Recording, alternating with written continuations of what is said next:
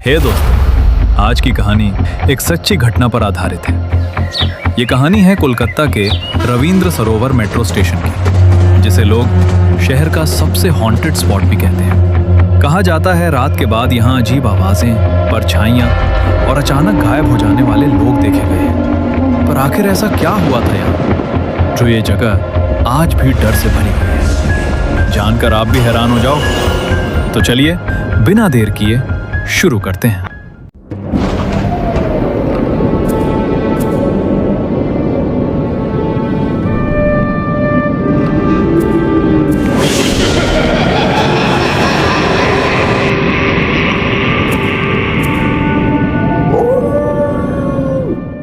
दार्जिलिंग की ठंडी हवा से दूर कोलकाता की भीड़ और चकाचौंध में एक लड़का धीरे धीरे खोता जा रहा था।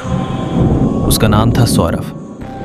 22 साल का सौरभ अपने सपनों को पूरा करने कोलकाता आया था। नई जगह, नए लोग, नई जिंदगी, सब कुछ उसके लिए बिल्कुल अलग था। वो जादवपुर के एक छोटे से पीजी में रहता था और जादवपुर यूनिवर्सिटी में पढ़ाई करता था। दिन भर कॉलेज और पार्ट टाइम काम के बीच उलझा सौरभ अक्सर रात को देर से घर लौटता था। उसका एक रूटीन बन चुका था, कोलकाता मेट्रो की आखिरी ट्रेन। लेकिन उस रात सब कुछ बदल गया। उस दिन सौरभ लाइब्रेरी में इतना खो गया कि उसे वक्त का बिल्कुल एहसास नहीं हुआ। जब उसने घड़ी देखी तो उसके होश उड़ गए। आखिरी मेट्रो छूटने ही वाली थी। वो भागते हुए स्टेशन पहुंचा, लेकिन जैसे ही वो अंदर गया उसे कुछ अजीब लगा। स्टेशन पूरी तरह सुनसान था, ना कोई भीड़, ना कोई आवाज, बस ऊपर लगे पंखों की धीमी गूंज और एक अजीब सी खामोशी। सीढ़ियां उतरते वक्त एक ठंडी हवा उसे छूकर गुजरी, जो जून के महीने में बिल्कुल असंभव था। सौरभ प्लेटफॉर्म पर खड़ा मेट्रो का इंतजार कर ही रहा था कि तभी उसे किसी के रोने की आवाज सुनाई दी। वो आवाज बहुत धीमी थी, लेकिन साफ थी, जैसे कोई बहुत दर्द में हो। सौरभ घबरा गया, लेकिन तभी मेट्रो आ गई। वो जल्दी से डिब्बे में चढ़ गया। पूरा कोच लगभग खाली था, सिर्फ कुछ टिमटिमाती लाइटें और अजीब सा सन्नाटा। जैसे ही दरवाजे बंद होने वाले थे, सौरभ की नज़र प्लेटफॉर्म पर पड़ी। वहाँ एक लड़का खड़ा था, सौरभ की ही उम्र का, सफ़ेद पुरानी शर्ट पहने हुए और हाथ में एक पुराना कैमरा। वो बिल्कुल स्थिर खड़ा था, पीली लाइन के किनारे। वो आम इंसान जैसा नहीं लग रहा था, उसमें कुछ अजीब था, जैसे वो इस दुनिया का ही ना हो। सौरभ ने आवाज लगाई, मितुरे चले आशो। लेकिन वो लड़का हिला तक नहीं। उसने धीरे से ऊपर देखा और सौरभ उसे देखकर सन्न रह गया। उसकी आंखें नहीं थी, सिर्फ काले खोखले गड्ढे थे जिनसे खून बह रहा था। डर के मारे सौरभ पीछे हट गया। दरवाजे बंद हो गए, ट्रेन चलने लगी। सौरभ ने खिड़की से देखा, वो लड़का अब दौड़ रहा था, ट्रेन के साथ साथ असंभव रफ्तार से। उसके पैर जमीन को छू भी नहीं रहे थे। सौरभ घबराकर दूसरी तरफ भागा, लेकिन जैसे ही ट्रेन अंधेरी सुरंग में घुसी, खिड़कियां आईने बन गईं। परछाई में वो लड़का अब उसके बिल्कुल पीछे बैठा था।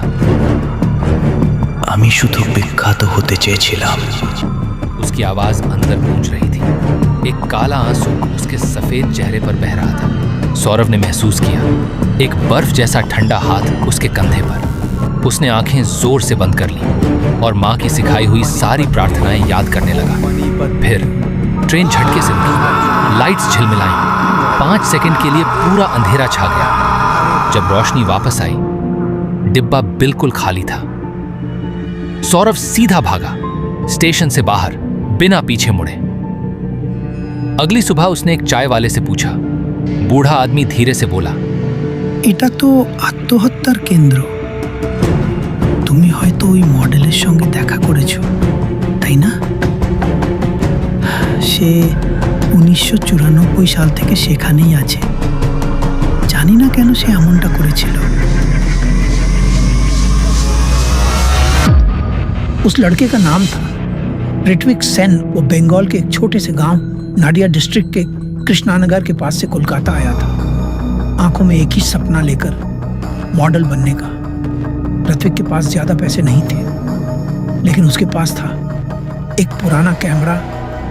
वो हर दिन अपनी फोटो खींचता, पोज करता और खुद को बेहतर बनाने की कोशिश करता।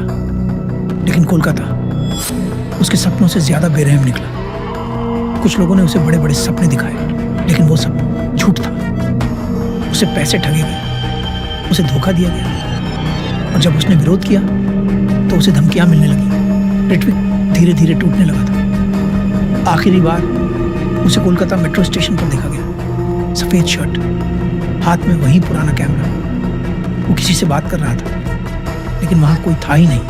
अगली सुबह उसकी लाश पटरियों के पास मिली। केस को सीधा सुसाइड बोलकर बंद कर दिया गया, लेकिन तब से आज तक उसकी आत्मा अब उस स्टेशन से जैसे बंध सी गई है। कोई नहीं जानता कि उसे क्या चाहिए। उसकी कहानी रविंद्र सरोवर मेट्रो स्टेशन के कोने कोने में गूंजती रहती है। तो दोस्तों, ये थी रविंद्र सरोवर मेट्रो स्टेशन की वो खौफनाक कहानी। अब बताओ, क्या ये सिर्फ अफवाह है या सच में यहां कुछ ऐसा है जो आज भी भटक रहा है?